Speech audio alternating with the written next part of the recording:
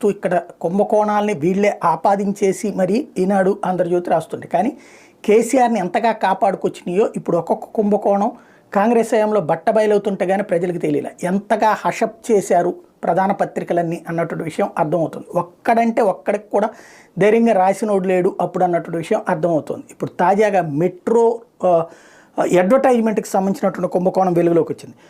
BRS హయాంలో metro pillar ads scam ఇది. L&T వాళ్ళది కదా మెట్రో, దానికి సంబంధించి ఒక్కో పిల్లర్ మీద యాడ్స్కి 11,000 రూపాయలకి బీఆర్ఎస్కి సంబంధించినటువంటి నాయకుడు అనుచరుడు తీసుకున్నారట. 11,000 రూపాయలకి లీజుకి బీఆర్ఎస్ నాయకుడు అనుచరుడు తీసుకుంటే అదే పిల్లర్ని జిహెచ్ఎంసీ 50,000కి అద్దెకి తీసుకుందట. జిహెచ్ఎంసీ 50,000 అతనికి అద్దె కడుతుంది. అంటే ఇతను ఏం కష్టపడక్కర్లా.